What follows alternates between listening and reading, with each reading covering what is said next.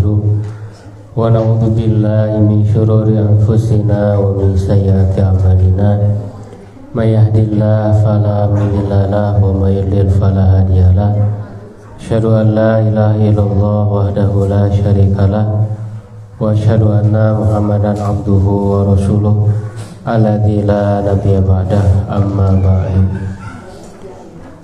Para jamaah sekalian, para bapak dan ibu, kita bersyukur pada Allah Subhanahu wa taala malam hari ini masih diberikan kemampuan untuk sama-sama terjaga di malam yang ke-23 ini.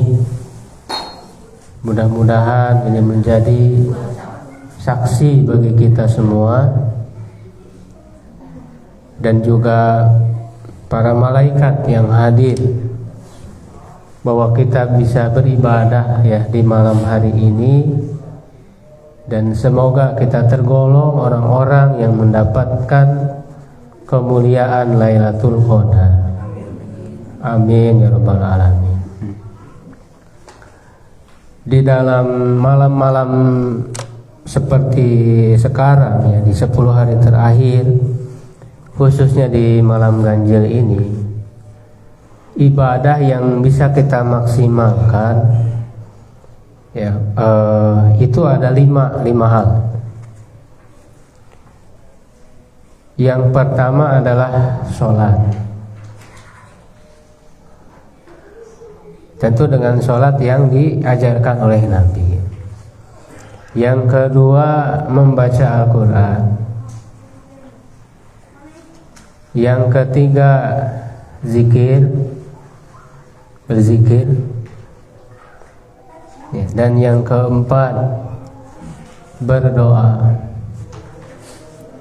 Jadi kita bisa menyiapkan banyak berdoa permohonan, karena ini saat-saat yang akan dijabah oleh Allah Subhanahu wa taala. Ya, dan mungkin di setiap orang bisa mengalami. Ya, dan saya juga alhamdulillah ya pernah mengalami ya betapa sangat dahsyat ya waktu-waktu di 10 hari terakhir, di malam-malam ini. Ya, ada doa-doa yang dulu itu dijabah oleh Allah Subhanahu wa taala. Ya, berencana ingin ini, ingin itu biasa suka terlaksana. Maka kita bisa ya menyediakan doa-doa sebanyak mungkin memohon pada Allah ya. Dan yang kelima, ibadah yang bisa kita maksimalkan adalah tafakkur, berpikir ya, merenung, baik merenungkan tentang kehidupan kita yang sudah kita jalani ya, berpikir rencana di masa yang akan datang ya, termasuk menggunakan pikiran kita ini untuk memahami Al-Quran. Di antaranya kita mengadakan kajian ini adalah agar kita menggunakan akal pikiran kita, bahwa ketika kita membaca Quran itu ya, kita berpikir apa sih yang saya baca ini, isinya apa, sehingga Quran itu betul-betul menjadi petunjuk bagi kita semuanya. Nah, insya Allah di kesempatan kali ini kita akan melanjutkan tadabbur kita. Kalau di pertemuan pertama kita sudah membahas Al-Fatihah, ya, di malam ini kita akan membahas tentang surat Al-Alaq. Yang tema besarnya di dalam surat Al-Alaq ini adalah tentang ilmu. Ya, di mana surat Al-Alaq khususnya ayat 1 sampai 5 itu merupakan ayat-ayat yang pertama kali diturunkan oleh Allah kepada Nabi Muhammad. Jadi Al-Quran itu ya ada urutan mushaf. Kalau kita baca Quran ya, dimulai dari Al-Fatihah ya, terus Yang kedua surat Al-Baqarah, ketiga Ali Imran, ya, An-Nisa, Al-Maidah. Itu urutan mushaf. Tetapi yang kedua ada urutan turun. Jadi urutan turun Quran, ya, kepada Nabi Muhammad ini berbeda dengan urutan mushaf. Dan itu semuanya ada hikmahnya tentu yang besar. Ya, baik urutan turun ataupun urutan mushaf. Dan urutan mushaf itu ya memang diperintahkan langsung oleh Allah. Ketika turun ayat itu diperintahkan, ya, kepada Nabi Muhammad. Lalu Nabi Muhammad memerintahkan kepada para pencatat wahyu. Jadi ada para sahabat yang menjadi para pencatat, ya, agar ayat ini tempatkan di sini, ayat ini tempatkan di sini, sehingga tersusunlah menjadi susunan mushaf Al-Quran. Nah, dari ayat-ayat yang turun tadi, ya, berdasarkan urutan turunnya, kita perlu mengetahui karena urutan tersebut penting sebagai urutan bagaimana kita dibina oleh Al-Quran. Ya, makanya kan turunnya pun secara bertahap. Ya, selama berapa lama Al-Quran turun itu kepada Rasul? Selama 23 tahun. Karena Rasul mendapatkan wahyu di usia berapa? 40.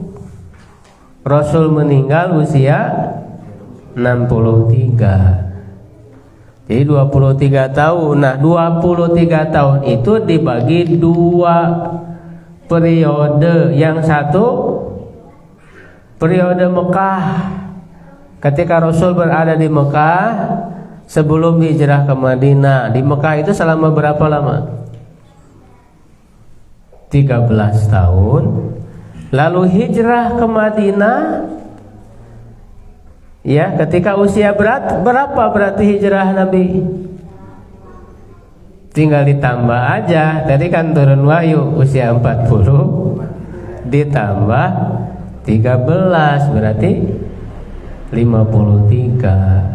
Ya, nah ketika hijrah ke Madinah, ayat-ayat surat-surat yang turun itu berarti disebutnya periode Madinah. Nah, ayat-ayat atau surat yang turun dalam periode Mekah itu disebut dengan Makkiyah. Ya, para bapak ibu kalau baca mushaf pernah baca nggak ada tulisan Makkiyah? Ya, itu maksudnya apa Makkiyah itu? Turun dalam periode Mekah, bukan tempatnya, ya, bukan mengacu ke tempat, tapi ngacu ke periode. Karena turunnya bisa aja bukan di Mekah, ya kan? Bisa di luar Mekah, di mana gitu. Cuman dalam periode Mekah. Ya, lalu disebut Madaniyah. Apa itu Madaniyah? Turun dalam periode Madinah, tapi tidak harus di Madinah tempatnya. Ya, kadang di luar Madinah ketika sedang perang, ketika Fathu Makkah, pembebasan Mekah, itu kan berarti di Mekah, tapi periodenya periode Madinah. Nah, ini penting mengetahui urutan itu. Ya, nah jadi kalau berdasarkan urutan turun, yang pertama kali turun itu surat apa? Al-Alaq. Ya, ini ada riwayatnya, ada yang meriwayatkan. Ya, dari para sahabat dijelaskan. Yang pertama Al-Alaq, yang kedua, nah urutannya, yang kedua Al-Qalam, Nun wal qalami wa ma yasturun. Yang ketiga Al-Muzammil. Yang keempat Al-Mudassir. Nah, yang kelima baru Al-Fatihah. Ya, Al-Fatihah itu yang kelima. Tapi ditempatkan di awal. Nah, biasanya di dalam periode Mekah itu yang pendek, surat-surat pendek ya. Tapi tidak semua surat pendek Makkiyah, ada juga yang Madaniyah. Sedangkan Madaniyah itu yang panjang-panjang. Ya, makanya yang pertama turun di periode Madinah itu surat apa? Al-Baqarah. Al-Baqarah itu dalam periode Madaniyah. Ya kan? Ada juga surat yang panjang tapi Makkiyah. Surat apa itu? Surat Al-A'raf. Ya, bisa dilihat ya, di mushafnya kan ada ya keterangan Makkiyah dan Madaniyah. Nah, tadi yang saya sebutkan 5 surat awal turun itu, kalau kita lihat isinya, ya ini menjadi panduan penting bagaimana kita memperbaiki, ya mendidik diri kita. Turun surat Al-Alaq, isinya itu tentang ilmu. Jadi kita kalau ingin memperbaiki diri, dimulai dengan ilmu, dengan menuntut ilmu. Yang kedua surat Al-Qalam, intinya ya isinya itu adalah apa? Perintah untuk bersabar. Jadi yang kedua, kalau ingin memperbaiki diri itu berarti kita harus sabar. Lalu surat Al-Muzammil, di situ ada perintah sholat malam. Artinya apa? Berisi untuk ibadah, bersungguh-sungguh ibadah, terutama ibadah yang sangat spesial adalah sholat malam. Lalu surat Al-Muzammil, perintah untuk apa? Berdakwah. Apa Al-Mudassir? Berdakwah. Qum fa'anzir, bangkit, beri peringatan, dakwah. Ya, lalu yang kelima surah Al-Fatihah, yaitu intinya adalah perintah untuk istiqomah.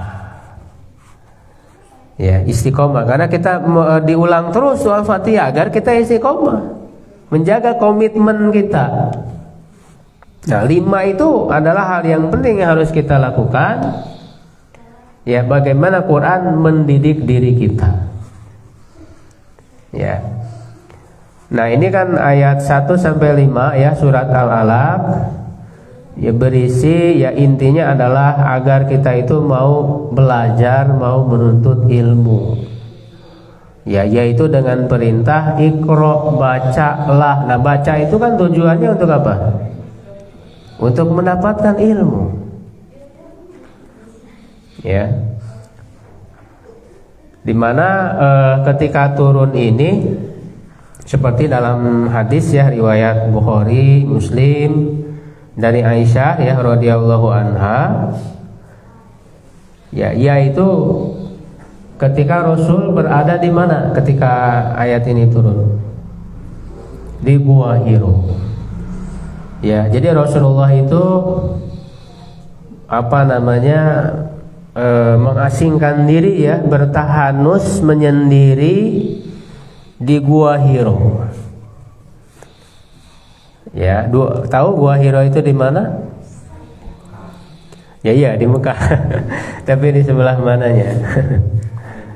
Yang sudah ke sana, ada yang sudah ke sana umroh atau haji. Itu kan berada di Jabal Nur ya, di atas bukit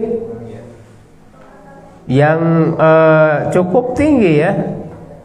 Saya juga belum pernah ke sana sih, cuma lihat di gambar. Ya, jadi itu kan cukup tinggi dan cukup capek orang datang ke sana. Naik ke atas bukit. Lalu di situ ada gua dan itu juga kecil, tidak besar. Ya, panjangnya itu sekitar 2 meteran. Lebarnya sekitar 0,5 meter. Rasul di situ menyendiri. Jadi pada saat Rasul naik ke atas gua itu, ya itu kan sebetulnya beliau merasakan keresahan, kegelisahan dengan masyarakat yang ada, di mana masyarakatnya itu disebut sebagai masyarakat jahiliyah, ya, yang menyembah patung-patung, ya, lalu sangat suka mabuk-mabukan, ya, suka perang, ya. Jadi Rasul itu merasa resah dengan kondisi masyarakat, tetapi belum memiliki solusi. Nah, di atas Bukit Nur itu, ketika Rasul lihat ke bawah masyarakatnya yang seperti itu, ya, ada kegelisahan. Tetapi ketika beliau melihat ke langit, ke atas langit, beliau memiliki harapan, ya, ingin mencari solusi. Ya, makanya Rasul di Gua Hiro itu kan cukup lama. Selama berapa lama di Gua Hiro itu? Selama 3 tahun. Dari usia 37 sampai 40, itu selama 3 tahun beliau sering ke Gua Hiro itu untuk menyendiri, merenung gitu. Sampai datanglah malaikat Jibril menurunkan wahyu yang pertama pada bulan Ramadan. Makanya Allah katakan di surah Al-Baqarah, syahrul Ramadan alladzi unzila fihil Quran. Bulan Ramadan adalah bulan diturunkannya Al-Quran, maksudnya yang pertama kalinya. Nah, para ulama berbeda pendapat. Ya, yang lebih kuat seperti dikatakan oleh Syekh Sofiur Rahman Mubarakfuri dalam kitab Ar-Rahiqul Mahtum, ya, yang berisi tentang Sirah Nabawiyah, itu menguatkan tanggal 21 Ramadan. Walaupun ada yang mengatakan tanggal 17, tapi yang lebih kuat tanggal 21 Ramadan. Ya, yang disebut nuzulul Quran, turunnya Al-Quran. Nah, itu berisi ini, datang malaikat Jibril. Pertama kali memerintahkan kepada Rasul, Iqra, bacalah. Nah, Nabi Muhammad mengatakan, ma'ana biqari, saya tidak bisa membaca. Karena memang Rasul itu tidak bisa membaca dan menulis. Karena masyarakat Arab pada saat itu memang kebanyakan tidak bisa baca tulis. Ya, termasuk Rasulullah. Lalu disuruh lagi, Iqra, baca. Lalu kata Rasul, ma'ana biqari, saya tidak bisa membaca. Iqra, sampai 3 kali.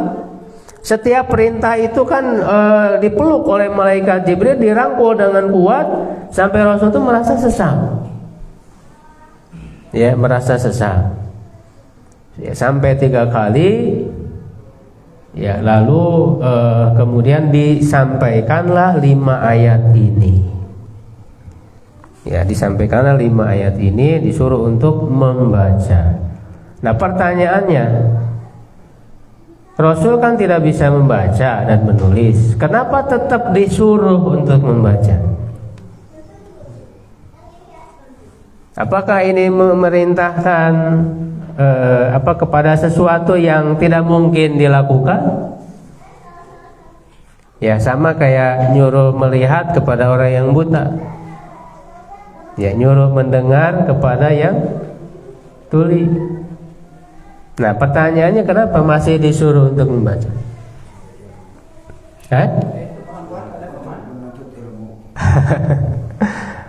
Nah, sebenarnya makna membaca itu ada 2 ya, di sini diterangkan. Yang pertama membaca melalui tulisan,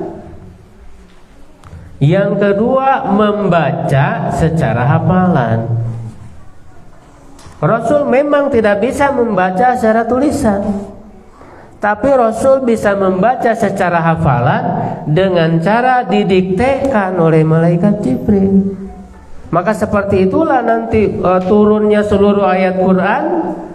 Malaikat Jibril membacakan, Rasul mendengar lalu mengikutinya, dan Rasul menghafalnya. Jadi setiap wahyu yang disampaikan itu oleh Rasul dihafal semuanya. Bahkan dijamin oleh Allah, ya, inna alaina jam'ahu wa Qur'ana, di surat Al-Qiyamah. Sesungguhnya kewajiban kami menjadikan Quran itu terkumpul di dadamu. Kamu bisa menghafalnya. Nah, jadi perintah ini tidak sia-sia bagi Nabi. Nabi bisa mengamalkan perintah membaca, tapi membaca secara hafalan. Ya. Nah, kenapa Rasul nggak bisa baca tulis? Buta huruf kalau bahasa kita. Ya, dan itu dibiarkan seterusnya Rasul seperti itu. Dan Rasul itu cerdas itu. Tapi sengaja oleh Allah Subhanahu wa taala Rasul itu tidak bisa membaca menulis. Sebagai apa? Itu di Quran sendiri dijelaskan. Ya, agar ini menjadi bukti bahwa wahyu yang Allah Subhanahu wa taala turunkan kepada Nabi Muhammad itu adalah asli dari Allah. Karena kalau Rasul bisa baca tulis, mungkin ini menyangka bahwa Quran itu hasil karangan Nabi Muhammad dengan membaca dari kitab-kitab yang lain, dengan menulis sendiri Rasul. Ini sebagai bukti bahwa wahyu ini asli dari Allah. Sedangkan umatnya ya akan dijadikan umat yang bisa membaca dan menulis.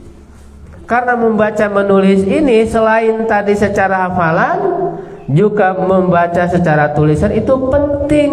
Sebagai apa? Sebagai pondasi peradaban tadi itu.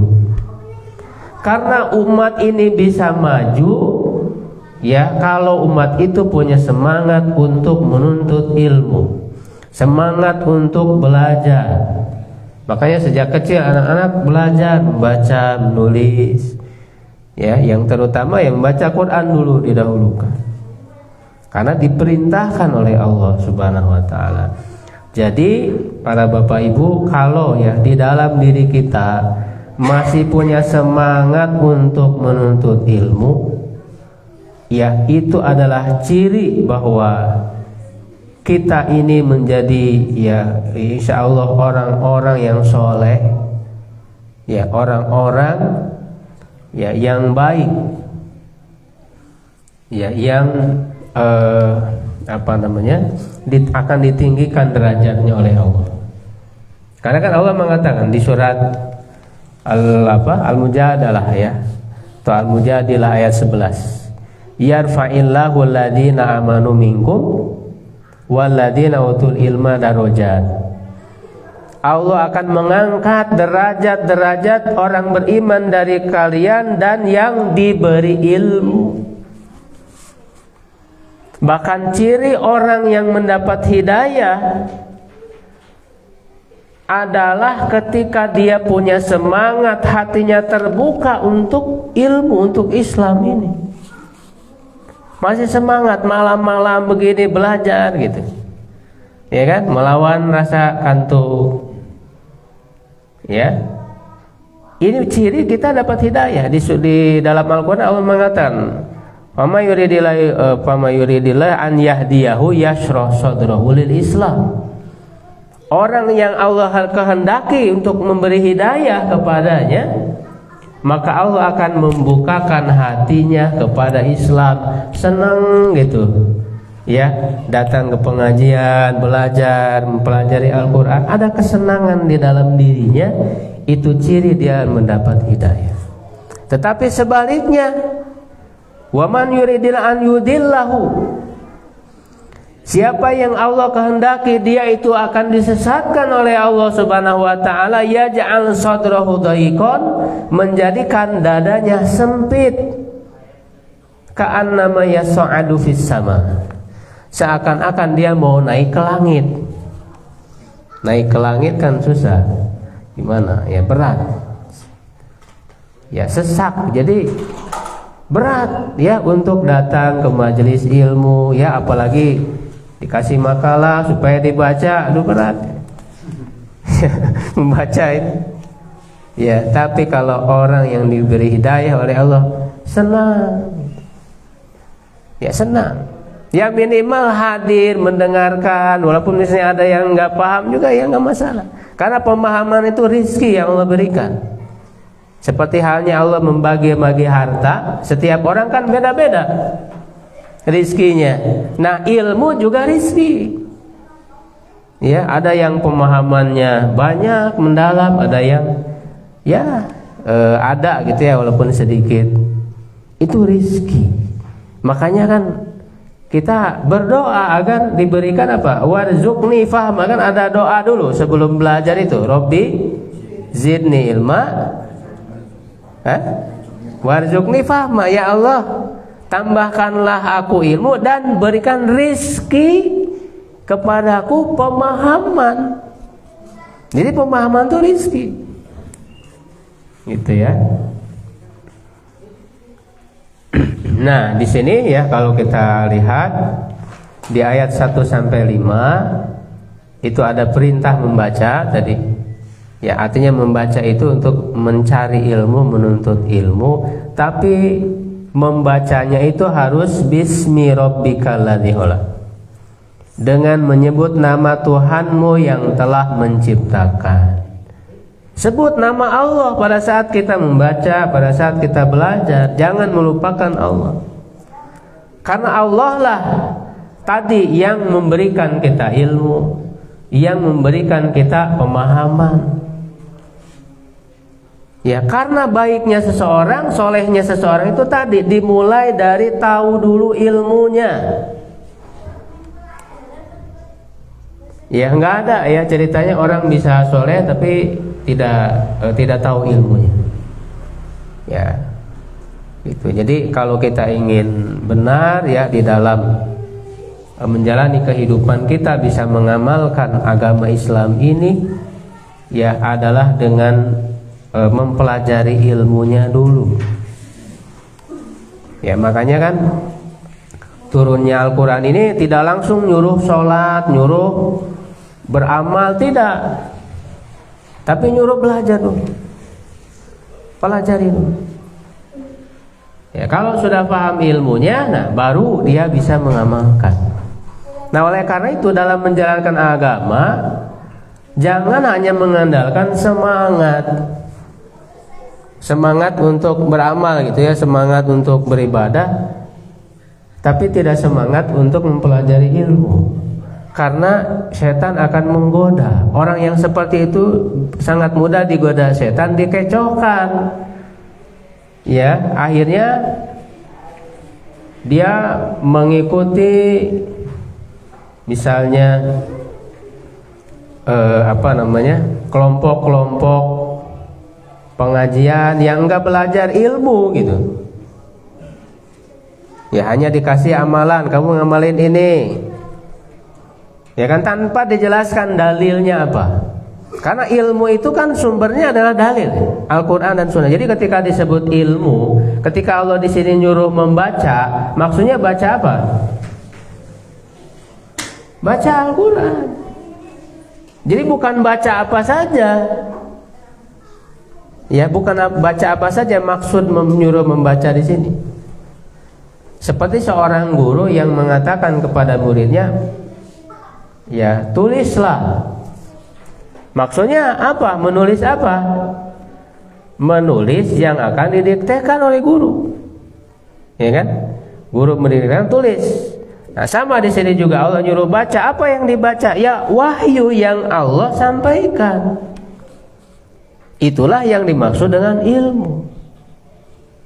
Ya, mempelajari ilmu dari Allah di dalam Al-Quran dan dijelaskan oleh Rasulullah di dalam sunnahnya. Ya, jadi diiringi dengan nama Allah supaya kita bergantung kepada Allah, supaya ilmu yang kita dapatkannya juga berkah. Ya, tidak malah mencelakakan, tidak membuat kita sombong. Karena kan ada orang yang belajar dapat ilmu tapi jadi sombong dengan ilmunya, tidak menjadi petunjuk akhirnya ilmunya itu.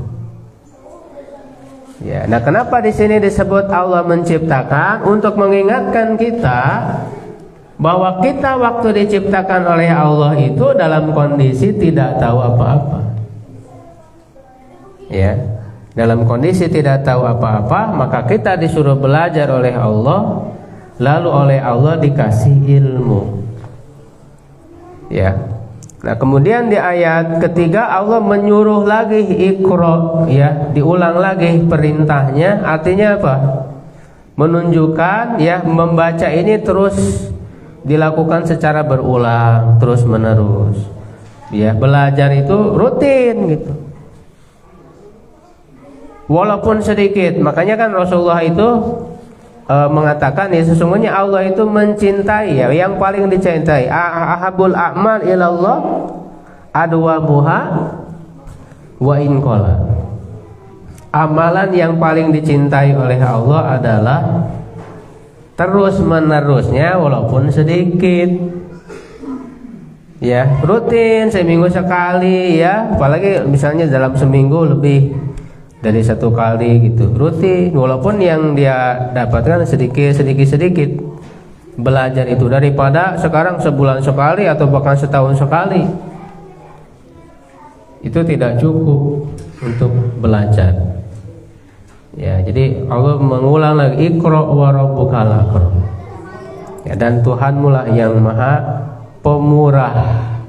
Artinya kalau kita bersungguh-sungguh dalam belajar, ya, pasti Allah akan membukakan ilmu kepada kita. Makanya banyak, ya, kisah-kisah para ulama yang awalnya mereka itu susah belajar, itu nggak masuk-masuk, nggak ngerti-ngerti. Tapi karena kegigihan terus menerus, ya kan, akhirnya Allah membukakan. Dan tidak ada kata terlambat dalam belajar itu. Para sahabat juga kan banyak yang masuk Islamnya sudah usia tua. Banyak juga ulama-ulama yang hebat ilmu mereka, justru mereka belajarnya itu dimulai di usia yang sudah tua, tidak lagi muda. Ya, jadi kita jangan pesimis, jangan berputus asa. Belajar itu terus sampai akhir hayat. Tidak ada pensiunnya belajar itu. Makanya prinsipnya itu belajar dari kapan? Dari buayan minal mahdi ilalah di sampai liang lahat.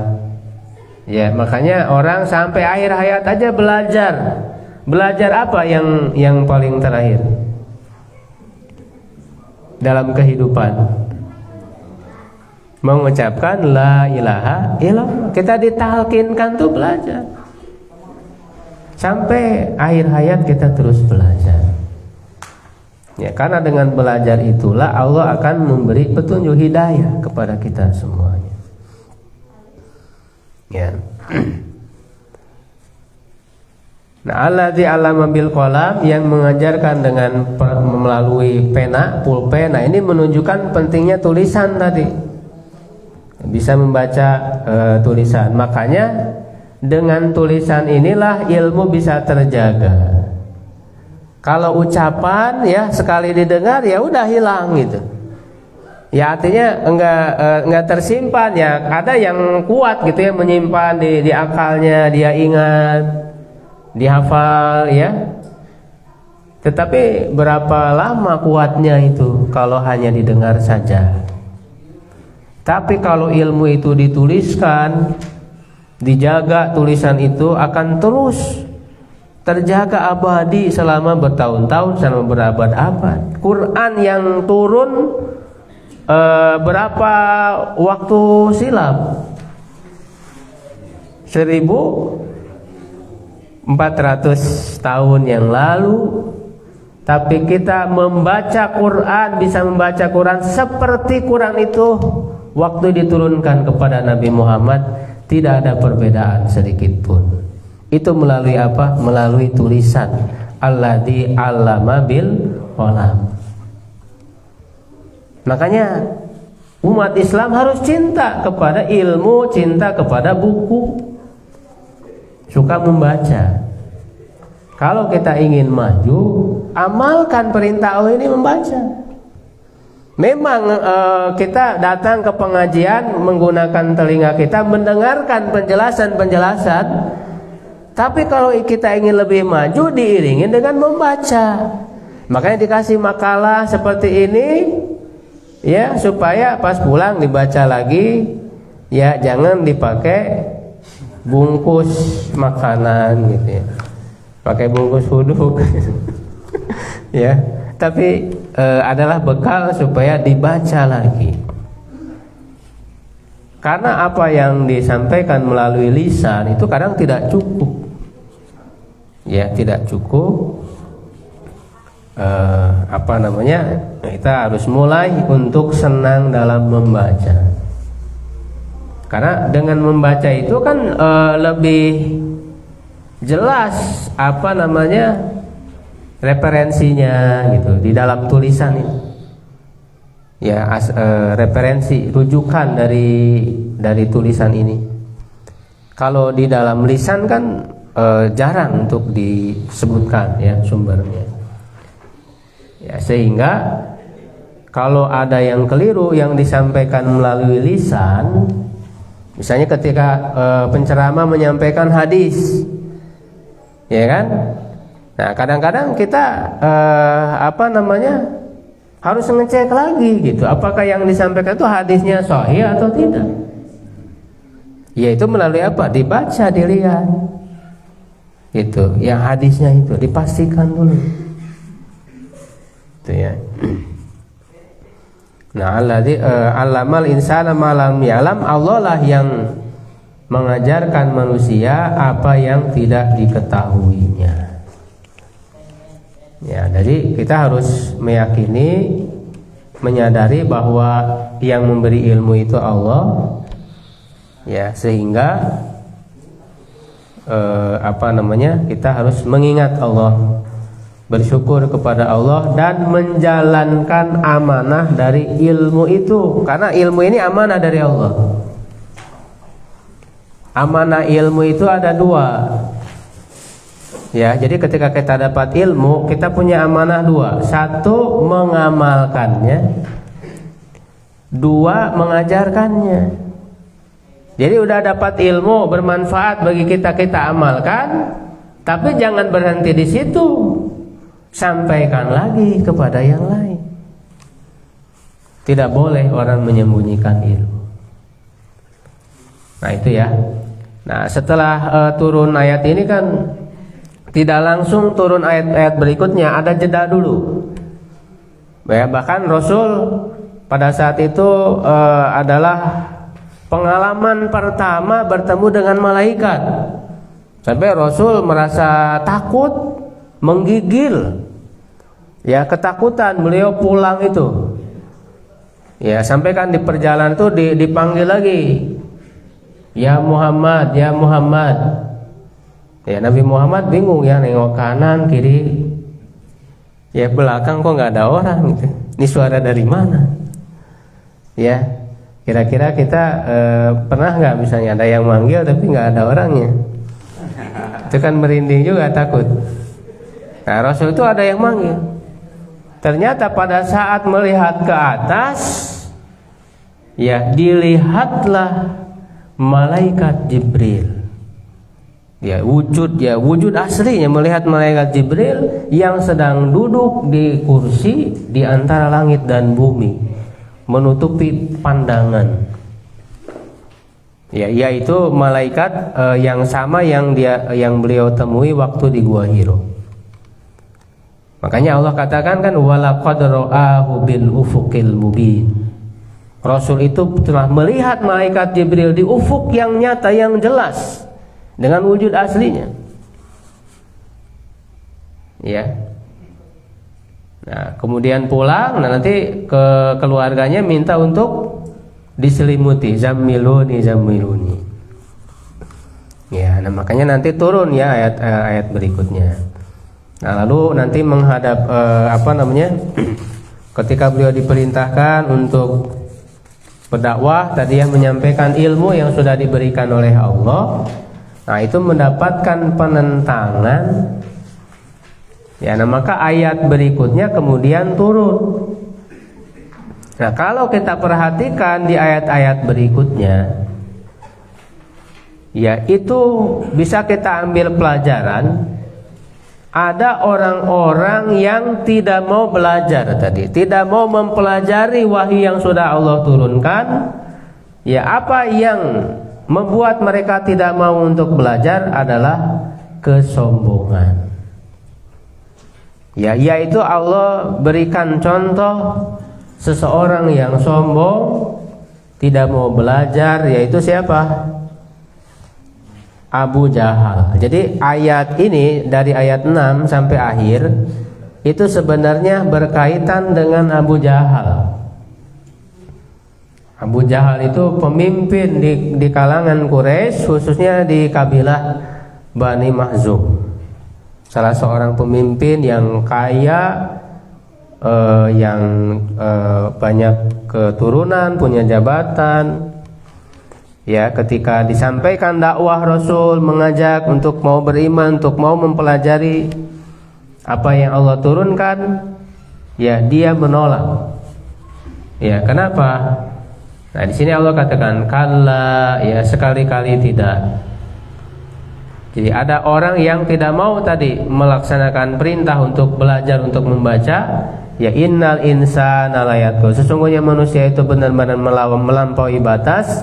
Ar-ra'ahu stagna, karena melihat dirinya serba cukup, artinya tidak butuh kepada ilmu yang Allah turunkan.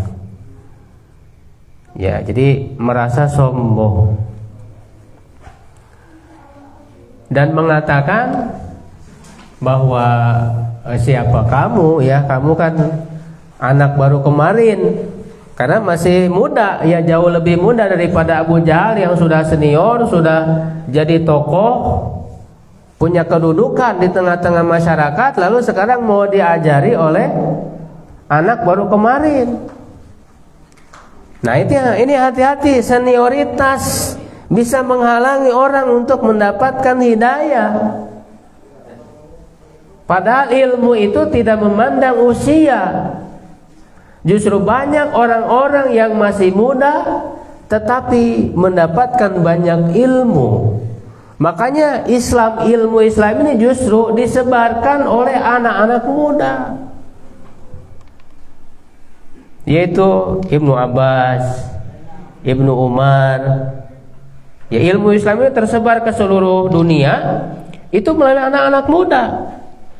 Sahabat-sahabat senior Rasulullah SAW, ada Ibnu Abbas, ada Ibnu Umar, ada Ibnu Mas'ud, ada Zaid bin Sabit, ada Aisyah radhiyallahu anha. Aisyah itu kan muda, istri yang paling muda waktu dinikahi oleh Nabi.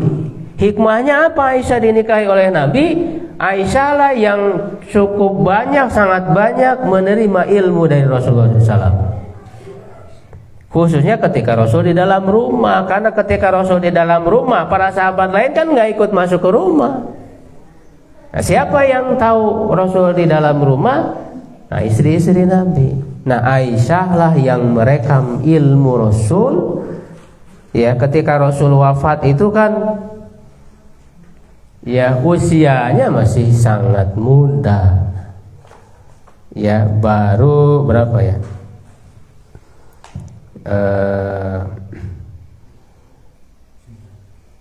Sekitar ya 18 tahun usianya. Waktu Rasul wafat usianya baru 18 tahun. Aisyah itu masih muda.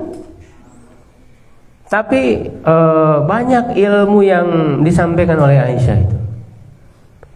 Di antaranya melalui keponakannya, ya anaknya Asma, itu yang paling banyak menerima ilmu dari Aisyah itu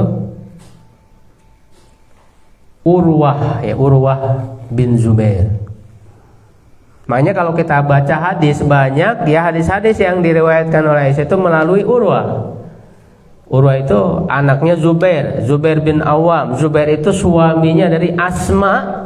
Asma itu kakaknya Aisyah, Asma binti Abi Bakar. Ya, Nah, jadi ilmu ini banyak disampaikan, disebarkan oleh orang-orang muda, anak-anak muda. Maka ketika orang merasa dia lebih tua, lebih senior, tidak mau menerima ilmu dari orang-orang muda, inilah yang disebut Allah di dalam ayat ini ar-ra'ahu stagna. Merasa dirinya sudah hebat, sudah senior. Nah, maka kalau kita ingin mendapat hidayah, mendapat ilmu, hilangkan rasa senioritas tadi itu. Karena kalau tidak seperti Abu Jahal, ya, itu kata Allah, sesungguhnya dia akan kembali kepada Allah. Nah, bahkan kan menentang keras kepada Rasul. Di antaranya waktu Rasul melakukan sholat, dia melarang. Ya, melarang Rasul. Makanya Allah katakan di sini, ara'aital ladzi yanha. Apakah engkau memperhatikan orang yang melarang? Nah, siapa orang yang melarang di sini? Abu Jahal.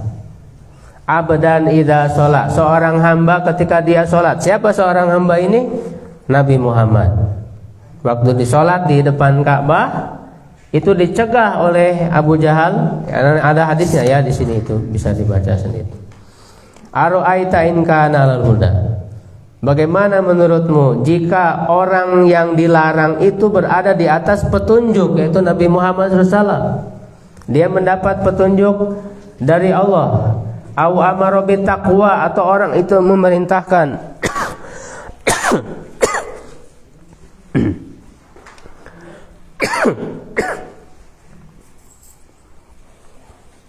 dan jadi aja ini. Silakan.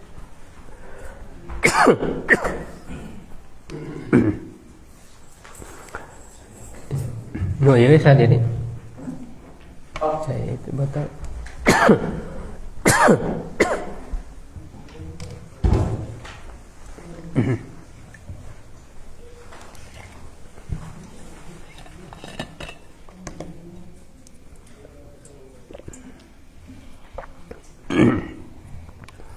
Ya, memerintahkan kepada ketakwaan.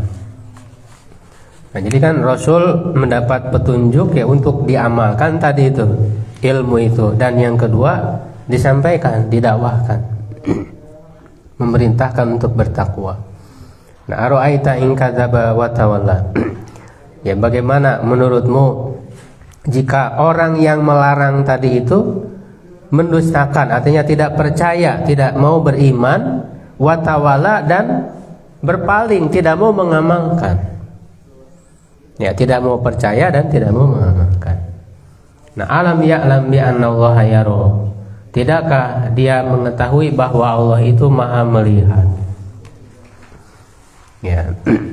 Nah, sampai kan dia mengatakan ya dalam hadis, Abu Jahal itu mengatakan, apakah Muhammad itu masih menyungkurkan wajahnya di antara kalian? Nah, orang-orang ya, masyarakat ya, teman-temannya yang mengatakan, ya. Lalu dia bersumpah dengan berhala ya, Lata, Uzza. Nah, jika aku melihat dia masih sujud, maksudnya sholat ya, aku akan injak lehernya itu, atau aku sungkurkan ke tanah wajahnya. Nah, lalu Rasulullah SAW datang melaksanakan sholat ya, dan dia mengira ya mampu untuk menginjak Rasul. Nah, tetapi ketika mau mendekat, tiba-tiba Abu Jahal ini terpental. Waktu Rasul sholat mau mendekat itu terpental, jatuh dan menahan tubuhnya dengan tangannya.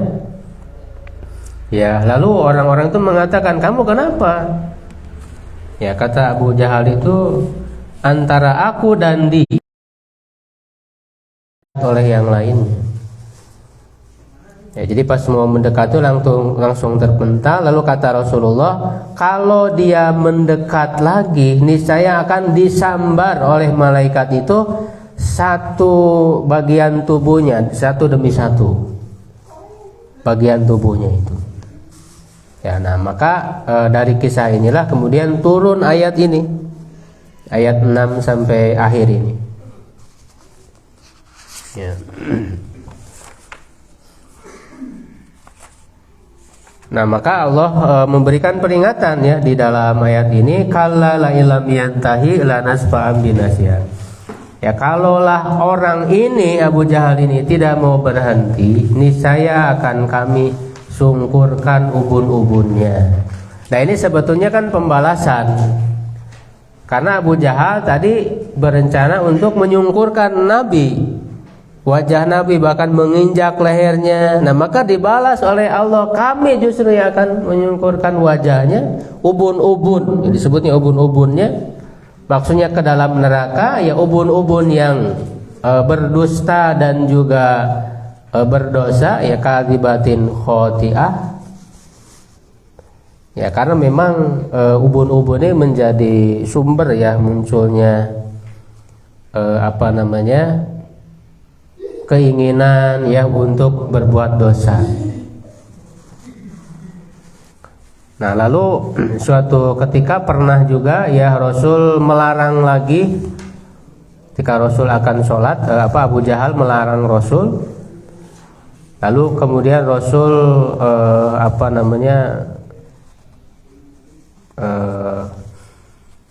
menolak ya larangan dari Abu Jahal ini. Nah, sampai kemudian Abu Jahal sombong ya dengan mengatakan, apakah kamu berani kepada saya, padahal saya ini punya pengikut, punya kaum ya di belakang saya yang banyak. Apakah kamu tidak takut? Karena dia seorang tokoh besar. Nah, lalu dijawab oleh Allah perkataan Abu Jahal itu, falyad'una dia, silakan dia panggil golongannya, gengnya panggil, silakan. Sanad'u zabaniyah, kami hanya cukup memanggil satu saja malaikat, yaitu malaikat Zabaniyah. Silakan, bisa nggak dilawan tuh malaikat Zabaniyah? Zabaniyah ini kan malaikat penjaga neraka. Ya, penjaga neraka itu memang ada beberapa ya, ada Zabaniyah dan ada Malik juga. Ya, malaikat namanya malaikat Malik, penjaga neraka. Ya. Kami akan memanggil Zabaniyah, kala la tutihu wasjudu waqtarib, ya, jangan mentaati ya orang yang seperti itu, dan tetaplah kamu bersujud dan mendekatkan diri kepada Allah. Artinya ya jangan terpengaruh oleh orang-orang yang membenci, ya hater. Hater mah ada aja. Ada aja yang tidak suka kita melakukan kebaikan, dakwah, ya kan? Yang membisik-bisikan kita, ya. Ya, untuk apa kamu datang ke pengajian? Emang dapat apa? Gitu. Itu kan ada orang-orang yang tidak suka. Nah, ini menunjukkan bahwa kebaikan atau dakwah itu suka ada para pembencinya. Maka Allah memberikan pesan di sini, la tutihu, jangan dihiraukan, jangan didengar omongannya, jangan terpengaruh. Tetap kamu bersujud dan mendekatkan diri kepada Allah, karena kita semua tujuan untuk mencari ilmu ya, datang ke pengajian ini tujuannya iktirab, mendekatkan diri kepada Allah, bukan yang lain. Karena tadi cara agar kita bisa mendekatkan diri kepada, bisa ibadah, dimulai dari punya semangat menuntut ilmu terlebih dahulu. Itu ciri orang yang selamat. Kalau dalam dirinya nggak ada keinginan untuk belajar, merasa tadi istagna, sudah cukup, ya, sudah merasa cukup dengan ilmu yang ada, padahal nggak banyak paham terhadap agama. Ya, dia nggak tahu tata cara sholat yang benar, ya asal-asalan aja sholat. Belum tahu tata cara wudhu yang benar, ya asal-asalan aja wudhu. Dan nggak mau belajar, sudah merasa cukup dengan itu. Ini ciri orang yang tertutup hatinya, tidak akan diberi hidayah. Mudah-mudahan kita termasuk orang-orang yang diberi hidayah oleh Allah, semangat di dalam menuntut ilmu, lanjutkan terus. Menuntut ilmu, kajian-kajian ya terus diadakan, karena memang inilah perintah yang pertama yang Allah turunkan. Jangan berhenti untuk menuntut ilmu. Kita mau setiap hari belajar, ilmu itu nggak akan habis-habis dipelajari, ya kan? Ya, sedangkan dengan ilmu itu amal kita menjadi semakin berkualitas, menjadi semakin mengenal Allah, dekat dengan Allah, begitu ya, sampai ketika Allah memanggil kita itu kita sudah berada di posisi yang tinggi, yang ditinggikan derajatnya karena tadi memiliki ilmu, pemahaman yang benar. Ya, wallahu a'lam bishawab. Sampai situ untuk pemaparan materi ya. Selanjutnya kalau ada yang mau ditanyakan silakan.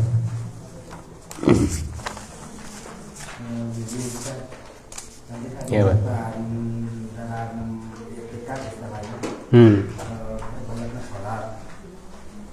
Nah kan kita udah sholat witir. Oh, sholat. Apakah bisa di sholat lagi gitu kan? Pertama itu. Yeah. Kedua kan banyak baca Quran. Dari baca Al-Quran itu apakah misalkan tidak sempat untuk mentadaburi itu mentadaburi Quran itu kan bagaimana, cuman bisa selintas saja bacanya tanpa dipahami belajarnya. Sholat, terutama sholat witir kan misalkan penutup itu kan dari jam misalkan beda hari, tadi kan sampai jam 12 misalkan hari, dan sekarang kan beda lagi hari, apakah bisa sholat diteruskan dengan sholat atau sholat penutup tapi dibuka lagi gitu, sholat jadi kalau udah witir penutup berarti nggak sholat lagi. Baik, Pak. Yang pertama tadi ya, amalan utama dalam malam 10 hari terakhir ya, atau semua di Ramadan itu adalah sholat. Memang yang utama itu ya sholat malam atau sholat tarawih. Nah, untuk jumlah rakaatnya yang kita pegang ya dari contoh Nabi langsung itu adalah 11 rakaat, ya kan?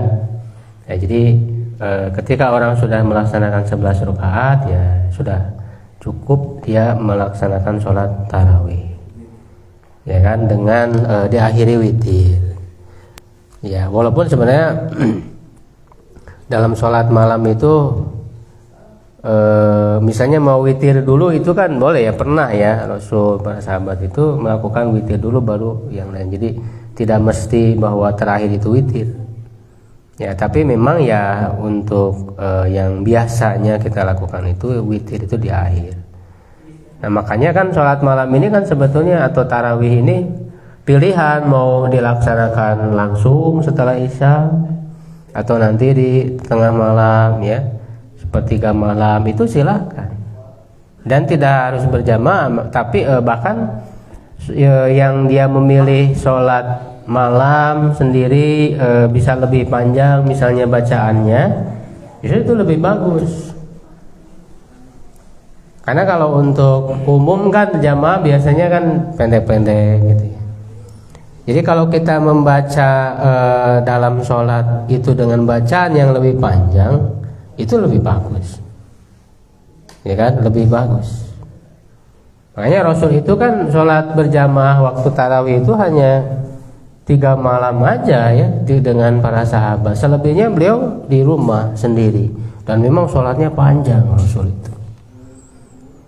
Ya, jadi sholat tarawih itu ya silakan walaupun 11 rakaat ya, itu kan fleksibel kan, mau memendekkannya mau memanjangkannya ya silakan ya. Kalau ingin lebih utama tadi mengisi sebagian besar malam kita dengan sholat, ya berarti dengan bacaan yang lebih panjang. Ya kan, kalau mau sholatnya lebih dominan gitu di malam itu. Tapi kalau kita sudah melaksanakan sholat tarawih, ya sudah, berarti kan tidak ada lagi tarawih sebenarnya. Kalau misalnya nanti sholat malam lagi 11, nah berarti kan jumlahnya jadi 22 atau bukan 11. Kalau mau diulang lagi. Kalau kita berpendapat bahwa sholat tarawih itu 11, ya sudah berarti tidak ada lagi, karena sholat tarawih, sholat malam itu sama aja, itu juga, hanya beda penamaan. Ya kan, hanya beda, sehingga di malam itu ya dijumlah semuanya, karena sholat tarawih 11 itu kan nggak harus langsung nyambung, bisa dicicil. Misalnya 4 rakaat dulu, nanti dilanjut lagi. Ya kan, tengah malamnya itu boleh dicicil. Kalau misalnya sekarang 11 lalu nanti 11 lagi, ya dijumlah, berarti bukan 11, 22 jadinya. Jadi 22 gitu. Nah, jadi kalau kita sudah sholat tarawih ya sudah. Ya ada sholat lain ya, misalnya kita habis berwudu, sholat syukurul wudu. Ya kan, batal wudu lagi, sholat lagi, itu juga sholat. Atau datang ke masjid, tahiyatul masjid sebelum duduk. Ya kan? Ada sholat-sholat lain tadi selain sholat tarawih. Ya, bahkan kita seringnya kan batal terus, ya udah tuh wudu, sholat lagi, wudu, sholat lagi. Itu juga termasuk ibadah sholat yang bisa kita lakukan. Nah, selain itu kan kita bisa maksimalkan membaca Quran, zikir, berdoa, dan tafakur tadi. Nah, membaca Quran itu, membacanya saja tanpa memahami itu sudah berpahala. Jadi nggak apa-apa ya, kalau untuk paham kan lama, kita harus baca dulu nih maksudnya gimana. Ya nggak beres-beres nanti. Jadi kita harus punya program, satu yang memang membaca aja, ya kan. Yang kedua ya untuk mempelajari. Nah, kalau mempelajari ini kan sedikit-sedikit, satu ayat dibaca ya, dipahami, dipelajari tafsirnya, kandungannya seperti apa, lalu ditadaburi, direnungkan gimana cara mengamalkannya dalam kehidupan gitu. Ya kan? Nah, itu cukup membutuhkan waktu yang lama untuk mempelajari. Nah, kalau ayat-ayat itu sudah kita pelajari, pada saat kita baca kan ada kebayang, oh ayat ini tuh membahas apa gitu. Apalagi kalau sudah paham bahasa Arabnya, ya kan, artinya apa, dari kata-katanya itu sudah paham bahasa Arabnya, ya kan. Nah, itu sambil direnungkan, dibayangkan maknanya, maksudnya gitu kan. Itulah tadabbur itu. Ya, jadi membaca dengan tadabbur tentu lebih baik. Dan tadabbur itu kan nggak harus lama. Orang kalau sudah paham artinya ya, isi kandungan, walaupun dia baca cepat tetap akan ketangkap maknanya. Makanya para ulama, para sahabat itu mereka bisa sampai menghotamkan dalam sehari hotam 30 juz itu. Berarti kan tentu kalau orang satu hari bisa hotam Quran, nggak mungkin bacanya pelan-pelan. Ya, jadi makanya bacaan Quran itu ada tingkatan, ada 3 tingkatan ya. Ada yang disebut dengan apa itu, hadar, tadwir, dan tahqiq. Nah, kalau hadar itu baca cepat tapi tetap dia ada hukum tajwidnya dijalankan gitu. Tapi bacanya speednya ya, kecepatan itu cepat.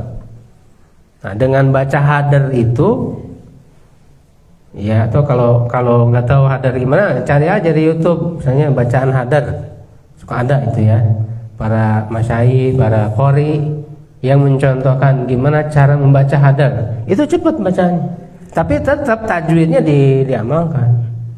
Ya, ada tadwir ya, kalau tadwir pertengahan. Nah, ada tahqiq. Nah, kalau tahqiq itu lambat. Gitu. Jadi kita bisa memilih cara membaca Quran ya, tentu untuk bisa itu ya harus lancar dulu kan membaca Qurannya. Ya pada akhirnya dikembalikan kepada kemampuan masing-masing ya. Kita mampunya seperti apa. Nah, itulah tadi rizki yang Allah berikan, kemampuan membaca Quran itu rizki. Ya. Jadi jangan sampai enggak sama sekali gitu. Kita mampunya ya seperti itu ya sudah. Ya enggak bisa memahami, enggak bisa mempelajari, dengan membacanya saja sudah berpahala. Ya, bahkan orang yang terbata-bata, kata Rasulullah kan, waladiyata ta'ta, yang terbata-bata membaca Quran bahkan dia akan diberikan 2 pahala. 1 pahala baca Qur'annya, 2 pahala usahanya, kesungguhan untuk membaca. Gitu Pak ya. Silakan kalau masih ada. Ya. Perlu diuruskan dulu tadi terkait itu pertanyaan pergantian hari. Oh ya. Jadi ada anggapan setelah jam 12 teh udah hari baru gitu. Jadi boleh tahajud lah gitu. Oh ya. Yang dihitung itu malam, Pak. Pergantian hari itu kan mengacu ke apa? Penanggalan Masehi kan?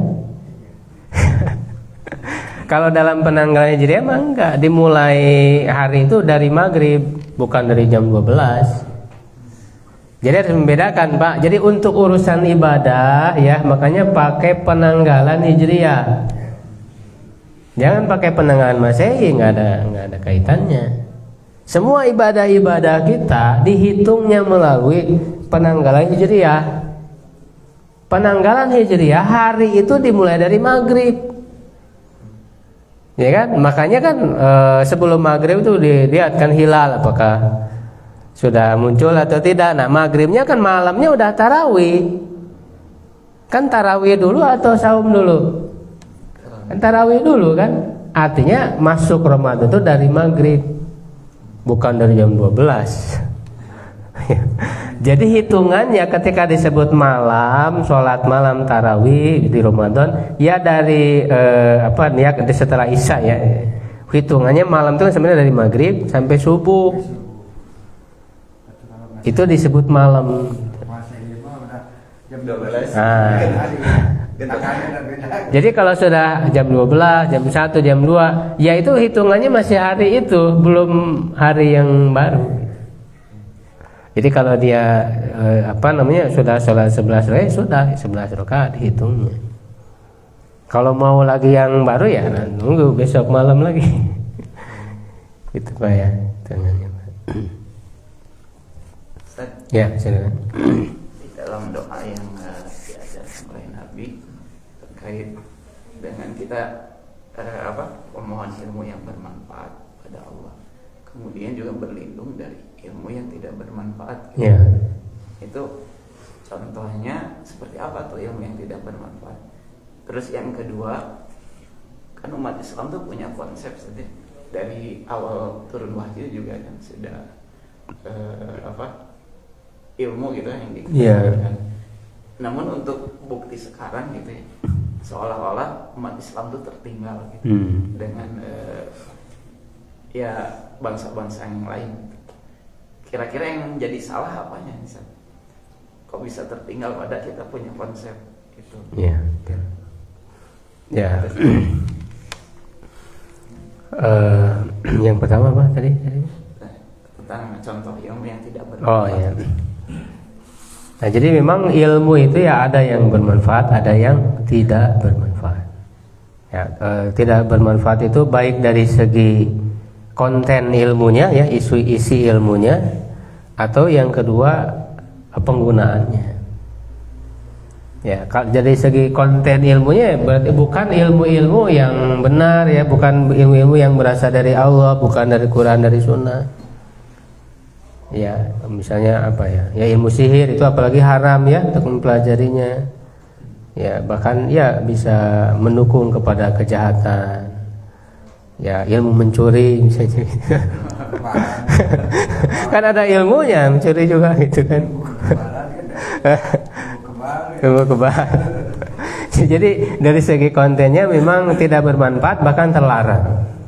Nah yang kedua, dari segi kontennya benar, bagus, tapi penggunaannya digunakan untuk dosa, untuk menipu orang, ya menguasai orang, mengelabui orang. Ya termasuk dia dijadikan ilmunya itu untuk dunia gitu, untuk mendapatkan keuntungan dunia. Ya, tidak betul-betul diamalkan. Nah, ini ya yang disebut dengan ulama su ya, ulama buruk, yaitu mereka menjadikan ilmunya itu untuk mencari dunia, menjilat gitu. Dijadikan ilmunya itu untuk mendukung penguasa, membela penguasa agar dia mendapat keuntungan, mendapat imbalan, mendapat jabatan. Nah, itu ilmu yang tidak bermanfaat, akan mencelakakan orang tersebut. Makanya kita berlindung dan kita memohonnya pun ilmu yang bermanfaat kan. Allahumma ini asaluka ilman nafi'an, bukan hanya ilmu saja tapi ilman nafi'an. Ya kan, karena iblis juga lumayan gitu punya ilmu, punya pengetahuan, tapi tidak membuat dia baik. Gitu ya. Nah, kemudian yang kedua, nah kenapa umat Islam tertinggal?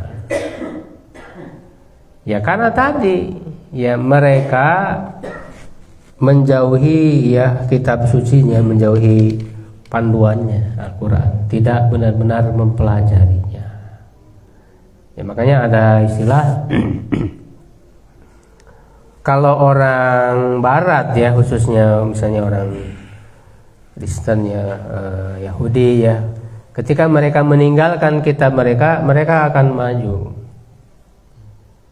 Ya, sedangkan orang Islam sebaliknya, ya, kemajuan umat Islam itu justru dengan kembali kepada kitab sucinya, bukan dengan meninggalkan kitab sucinya.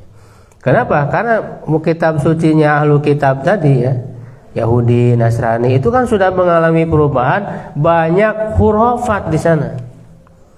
Dimana dulu dalam sejarahnya orang-orang yang punya keilmuan itu kan dihalangi, bahkan disiksa, bahkan dibunuh, ya kan, seperti siapa, Galileo itu ya, dihukum mati, disiksa. Kenapa? Karena ilmu yang mereka kembangkan bertentangan dengan doktrin gereja.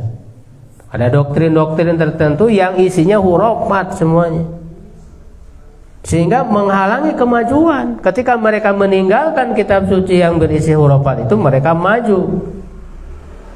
Tapi umat Islam ini, ilmunya umat Islam, ilmu yang di dalam Al-Quran dan Sunnah tidak bertentangan dengan kemajuan ilmu pengetahuan. Justru ilmu pengetahuan itu maju ya di tangan umat Islam seiring sejalan dengan ilmu wahyu. Bahkan para ilmuwan-ilmuwan Islam itu mereka mengembangkan ilmunya ya diinspirasi dari ayat-ayat Al-Quran, karena ayat Al-Quran itu mendorong untuk mentafakuri alam semesta ini, ya kan, memikirkan sehingga menghasilkan ilmu-ilmu yang bermanfaat, ya kan. Misalnya penemu lensa itu siapa, teman? Penemu lensa ini kita perlu tahu ya, banyak ilmu-ilmu itu ya kan dicetuskan, ditemukan oleh para ilmuwan muslim. Yang di sekolah-sekolah itu nggak dikasih tahu ya, taunya tuh orang-orang barat aja, bukan orang-orang Islam gitu. Penemu gravitasi Isaac siapa, Newton ya gitu ya. Padahal kan ulama-ulama Islam itu telah lebih dulu. Ibnu Sina itu telah lebih dulu daripada Isaac Newton ketika berbicara masalah gravitasi bumi. Nah, yang menemukan lensa itu Ibnu Haisam, salah seorang ilmuwan muslim. Di mana dia bisa menemukan lensa, dia terdorong oleh ayat Al-Quran yang mengatakan la yastawil a'ma wal basir wala dzulumatu walan nur. Tidak sama antara orang yang buta dan orang yang melihat. Tidak sama antara cahaya dan kegelapan. Maka dari situ dia meneliti tentang cahaya, sehingga ditemukanlah lensa ya yang pakai kacamata itu itu berutang budi ya kepada jasa Ibnu Haisam ini yang pertama kali ya. Maka sekarang bisa dikembangkan ya, ada kamera ya, video, foto dan sebagainya. Jadi kalau umat Islam kembali kepada kitabnya, meneliti, di sana tersimpan banyak ilmu, bukan hanya ilmu agama ya untuk akhirat, bahkan untuk kehidupan dunia. Di dalam Al-Quran itu sudah ada isyarat-isyaratnya, ada sumber-sumbernya. yang bisa mendorong umat kepada kemajuan. Banyak fakta-fakta ilmiah yang sekarang baru terungkap sudah disebutkan di dalam Al-Quran. Ya, nah kita tadi tidak mengkaji, cuman baca doang gitu. Tapi isinya nggak digali. Nah inilah kalau kita ingin maju, memajukan lagi peradaban, gali Quran ini sebagai petunjuk. Dalam berbagai bidang ilmu, Quran itu di situ sangat banyak sekali petunjuk. Karena di Quran itu kan bicara masalah bumi, langit, ya, alam semesta, bicara masalah tumbuhan, ya, teknologi dan sebagainya. Itu ada di situ. Ya, cuman pertanyaan kita mau menggalinya ataukah tidak. Begitu ya. Baik, mungkin cukup dulu ya. Ada lagi terakhir satu lagi silakan. Terkait dengan sabda Nabi bahwa ciri-ciri kiamat itu dicabutnya ilmu. Ah ya. Nah itu bagaimana cabutnya? Seperti apa? Ya itu udah akhir zaman, sudah dekat sekali kiamat. Kalau sekarang sih ya alhamdulillah ya, ilmu masih ada, majelis-majelis ilmu, para ulama ya masih banyak. Nanti kalau sudah dekat kiamat ya, dicabut ilmu bagaimana caranya? Dengan diwafatkan para ulama. Para ulamanya banyak yang meninggal, tinggallah kata Rasul itu para pemimpin yang bodoh, yang tidak tahu ilmu, lalu dia berfatwa, memberikan statement kepada publik yang menyesatkan. Itu kalau sudah sangat dekat. Ya, kalau sekarang sih ya insya Allah majelis ilmu masih banyak ya, para ulama masih banyak, masih dipelajari. Nah, sebelum nanti datang masa itu ya mari kita manfaatkan ya, karena inilah yang akan membuat kita selamat ya, benteng diri dari berbagai kesesatan. Nah kalau kesesatan ya dari dulu juga sudah banyak disebarkan, apalagi sekarang di media sosial itu mudah tersebar. Orang-orang nggak punya ilmu ya, tapi bicara masalah agama ya, ada Mama Gupron ya, ada siapa itu, banyak bicara agama dengan ngawur ya. Maka ilmu inilah yang bisa membentengi diri kita. Wallahu a'lam bishawab. Mudah-mudahan bermanfaat. Aku qouli hadza wa astaghfirullah li wa lakum. Assalamualaikum warahmatullahi wabarakatuh.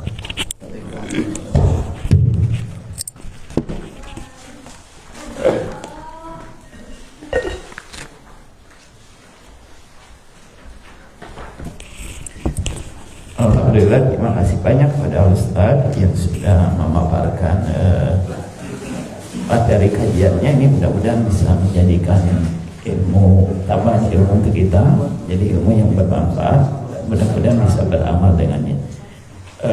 Diberitahukan pada seluruh jemaah, insya Allah di hari Ahad dini hari, di malam ke-25 kajian bertemakan kiat-kiat pensucian jiwa, tadabbur Al-Quran surat Asy-Syams.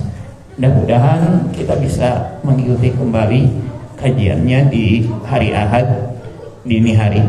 Kemudian juga akan ada daurah sirah nabawi, mengenal Nabi lebih dekat ya, Nabi Muhammad SAW, butir-butir perjalanan Rasulullah SAW di hari Ahad sore menjelang berbuka. Ini jam 4:30 sore. Jadi nanti bisa berbuka di sini, ada panitia menyediakan takjil. Itu saja, mudah-mudahan dipertemukan di lain kesempatan. Ditutup dengan doa Rabbana atina fid dunya hasanah wa fil akhirati hasanah wa qina adzabannar.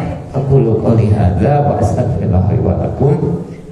Dan untuk para jemaah dimohon untuk mengambil hidangan yang sudah disediakan oleh panitia. Assalamualaikum warahmatullahi wabarakatuh.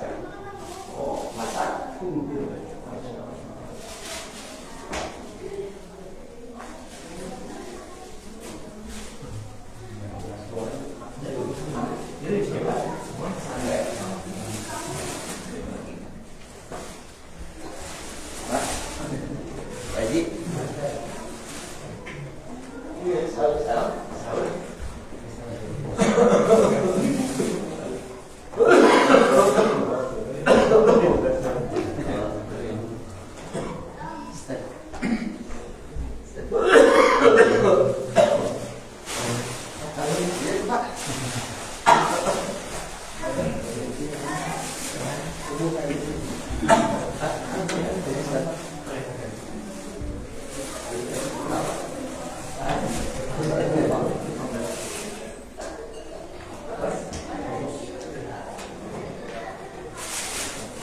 Baik.